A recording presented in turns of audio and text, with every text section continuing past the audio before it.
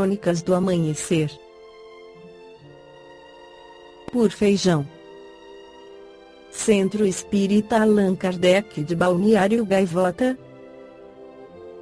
21 de outubro de 2021. Múmia é encontrada no Egito com língua de ouro para falar com Deus.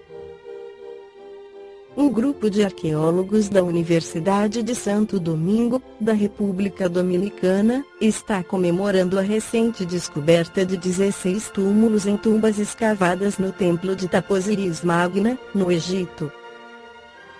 Entre as ossadas está uma múmia com uma língua feita de ouro. De acordo com a líder da expedição, que dura quase 10 anos, Kathleen Martinez, a prática curiosa faria parte de um ritual para que o indivíduo pudesse se comunicar com Osíris, deus do subterrâneo e juiz do mundo dos mortos em sua vida após a morte.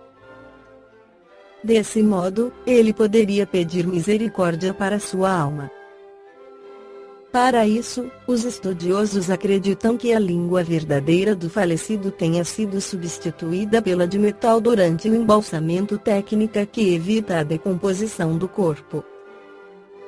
A múmia de aproximadamente 2.000 anos, entre os outros achados da missão, revela algumas características do processo de mumificação na antiguidade greco-romana, segundo reportado pela publicação britânica Daily Mail. Os demais artefatos incluem, por exemplo, máscaras funerárias em perfeito estado de preservação, que mostram uma grande habilidade em esculpir e representam as características da aparência de seus proprietários, conforme o diretor-geral de antiguidades da cidade de Alexandria, Dr. Khaled Abou El-Andi, disse em um comunicado. A crença na imortalidade da alma e nas comunicações entre os vivos e os mortos é de todos os tempos. Encontramos nos mais antigos arquivos religiosos a prova disso, pois os anais de todas as nações e povos mostram que, desde épocas remotíssimas da história, a evocação dos espíritos era praticada por certos homens que tinham feito disso uma especialidade. O mais antigo código religioso que se conhece, os Vedas, aparecido milhares de anos antes de Jesus Cristo, afirma a existência dos espíritos e escolhia aqueles que eram aptos para serem iniciados nos mistérios.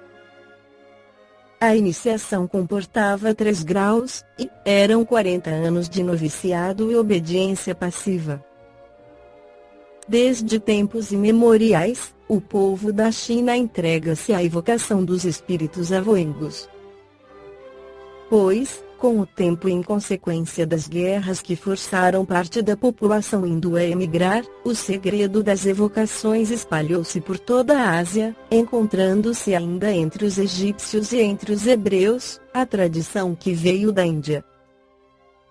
Apesar de Moisés proibir a evocação dos mortos, vemos Saul ir consultar a pitonisa de Endor. Além do mais, houve sempre investigadores que acabaram por instituir uma doutrina secreta a que chamaram Cabala. Na Grécia, a crença nas evocações era geral. Todos os templos possuíam mulheres chamadas pitonisas encarregadas de proferir oráculos, evocando os deuses, ciências ocultas. As sibilas romanas, evocando os mortos, interrogando os espíritos, eram continuamente consultadas pelos generais, e nenhuma empresa importante foi decidida sem receber previamente aviso dessas sacerdotisas. Em Roma sucedeu o mesmo que na Índia, no Egito e entre os hebreus, o privilégio de evocar os espíritos, primitivamente, reservado aos membros da classe sacerdotal, espalhou-se, pouco a pouco, entre o povo e, segundo Tertuliano, os fenômenos espíritas se verificavam entre os antigos pelos mesmos meios que, hoje, entre nós, aparecimento de sombras ou fantasmas, materialização, evocação da alma dos mortos. Proferiam-se oráculos, realizavam-se grande número de milagres, explicavam-se sonhos, espíritos mensageiros e demônios davam comunicações, praticavam-se magia e sortilégios. Durante a Idade Média, milhares de vítimas foram queimadas sem piedade, sob o nome de feiticeiros e mágicos, por terem evocado os espíritos Joana d'Arc, Giordano Bruno, etc. Apesar de todas as perseguições, a tradição conservou-se. É possível segui-la na história com os nomes de Paracelso, Cornelius Agripa, Swedenborg, Jacob Boehme, Martinez Pascali, Conde de Saint-Germain, Saint-Martin. Às vezes, as manifestações eram públicas. Os possessos de Loudun, os convulsionários de Cevenas e os visionários do cemitério de Saint-Médard. Em todos os tempos, a evocação dos mortos foi praticada universalmente. É que todos esses fenômenos, na realidade, são tão velhos quanto o mundo. Pois, a mediunidade é uma condição natural da espécie humana.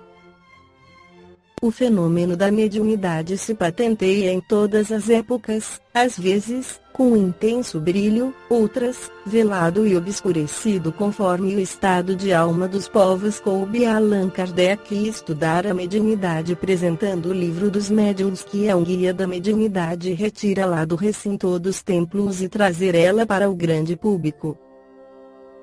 Podemos dizer que Allan Kardec rasgou a cortina que separava mortos dos vivos. Balneário Gaivota, 21 de outubro de 2021. Por Feijão. Centro Espírita Allan Kardec de Balneário Gaivota. Que a paz esteja com todos.